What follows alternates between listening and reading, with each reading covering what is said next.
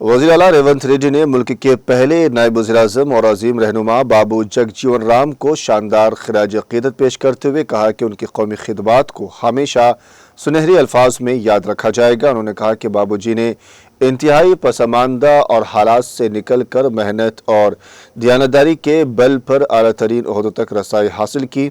वज़ीर आला ने मज़ीद कहा कि बाबू जगजीवन राम न सिर्फ एक अजीम सियासतदान थे बल्कि समाजी इंसाफ और मसावात के अलमबरदार भी थे। उनकी जिद्दोजहद आज भी हर उस शख्स के लिए तहरीक है जो तब्दीली लाने का अज़्म रखता है। बाबू जगजीवन राम, जिन्हें प्यार से बाबूजी कहा जाता है, दलित समाज के हुकूक के लिए एक ताकतवर आवाज़ थे।